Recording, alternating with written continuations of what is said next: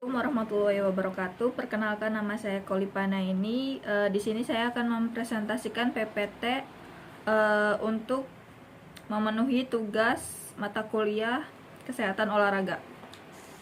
Untuk slide pertama, apa sih definisi kelelahan?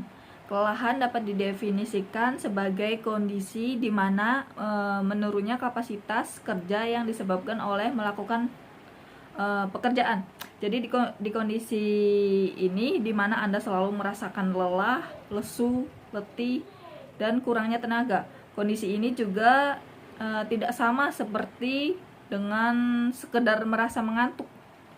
Ya, kita akan membahas tentang kelelahan mental dan kelelahan fisik. Untuk pengertian kelelahan mental sendiri adalah seseorang yang merasa lebih sulit berkonsentrasi pada banyak hal. Orang tersebut mungkin merasa mengantuk dan kesulitan untuk terjaga saat bekerja. Kondisi ini juga yang menggambarkan kelelahan mental. Untuk kelelahan fisik sendiri, seseorang merasa kesulitan secara fisik untuk melakukan hal-hal yang biasa kita lakukan sehari-hari. Misalnya kita naik tangga atau mengangkat barang-barang yang lumayan berat. Selanjutnya, simptomatika kelelahan. Kelelahan secara subjektif menurut pada perasaan lelah atau keletihan yang dialami seseorang, tetapi tidak selalu dapat dilakukan atau diamati secara objektif. Selanjutnya, kelelahan bersifat objektif dapat mengacu pada tanda dan gejala fisik atau biokimia yang dapat diukur dan diamati. Penyebab kelelahan, yang pertama, sumber daya habis atau tidak dapat diperoleh. Yang kedua, tertimbunnya sampah olah daya di dalam tubuh yang biasa kita sebut dengan asam laktat. Yang ketiga, terganggunya keseimbangan elektrolit atau asam basa dalam cairan tubuh. Yang keempat, terganggunya keseimbangan pemasukan dan pengeluaran air di dalam tubuh. Kemungkinan tempat kelelahan. Yang dimaksud kemungkinan tempat kelelahan di sini bagian tubuh yang biasa merasakan nyeri akibat kelelahan, termasuk serabut otot dan keping ujung saraf motorik di dalam otot. Selanjutnya, serabut saraf motorik, sinap di dalam ganglion saraf dan susunan saraf pusat, badan sel saraf, ujung saraf sensoris di dalam otot atau dimanapun di dalam tubuh. Kejemuan. Bila seseorang harus berpartisipasi pada kegiatan fisik, mental, maupun sosial tanpa motivasi yang cukup, artinya tanpa minat, maka ia akan merasakan adanya keinginan untuk menghentikan aktivitasnya. Kejemuan seringkali menyerupai kelelahan karena memang orang yang bersangkutan merasakan kelelahan dan kinerjanya menurun. Jadi yang dimaksud di sini orang tersebut kurang motivasi dan dia merasakan terpaksa melakukan aktivitas atau hal tersebut karena bukan atas kehendaknya. Stalenes adalah keadaan kelelahan fisik ataupun mental serta penurunan performa para atlet, terutama dalam olahraga daya tahan bisa mengalami stalenes ketika beban latihan dan stres yang mereka alami terjadi terlalu berlebihan tanpa cukup waktu untuk pemulihan.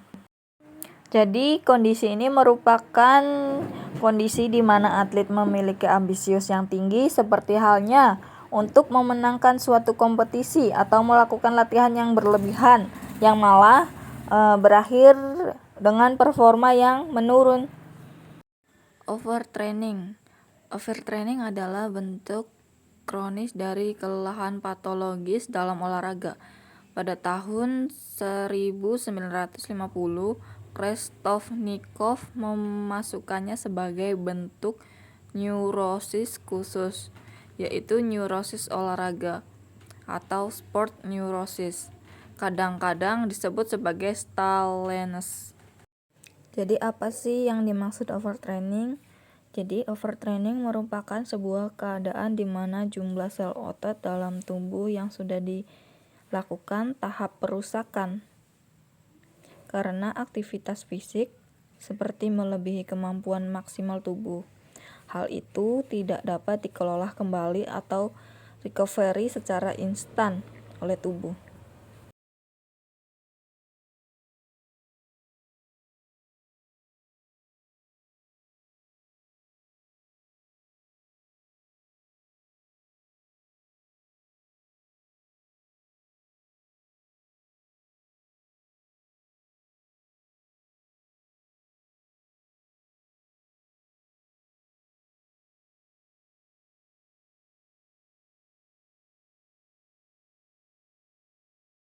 Etiologi atau penyebab.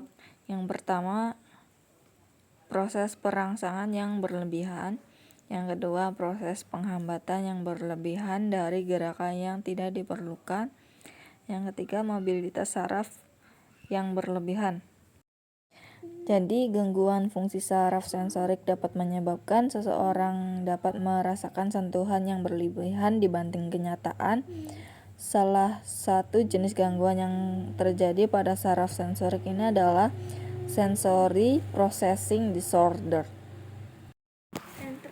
Yang selanjutnya, gejala subjektif. Yang pertama, astenia fisik dan psikis. Yang dimaksud astenia adalah istilah medis untuk menggambarkan kondisi tubuh yang sangat lemas dan tidak bertenaga. Kondisi ini bisa disebabkan oleh dua hal, yaitu masalah psikis dan fisik.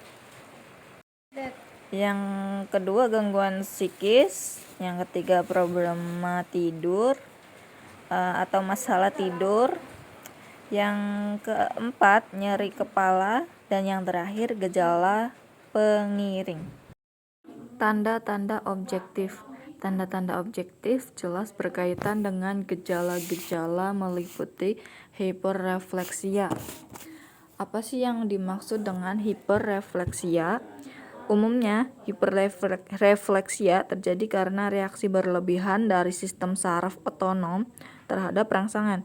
Jika tidak segera mendapat penanganan, kondisi ini dapat berujung menjadi kejang-kejang yang tidak terkendali. Gejala selanjutnya adalah kedutan pada kelopak mata dan jari-jari, olah dava atau metabolisme basal meningkat dengan akselerasi pada katabolisme atau penurunan berat badan yang tidak jelas penyebabnya. Selanjutnya, pengobatan atau penyembuhan. Jadi yang pertama adalah menghentikan latihan. Yang kedua, pemulihan yang dirangsang dengan menggunakan zat ergogenik. Apa sih zat ergogenik? Jadi zat ergogenik adalah semua jenis alat atau prosedur atau bahan yang dapat meningkatkan kinerja olahraga pada manusia. Pemberian zat ergogenik meningkatkan jumlah, cara kendali, dan pemakaian energi dalam suatu latihan olahraga. Energi yang diukur adalah energi digunakan pada latihan yang sulit dari latihan normal. Yang ketiga, memberikan vitamin. Yang keempat, melakukan istirahat aktif. Dan yang terakhir, dukungan dengan psikoterapi. Sekian dari saya, kurang lebihnya mohon maaf. Assalamualaikum warahmatullahi wabarakatuh.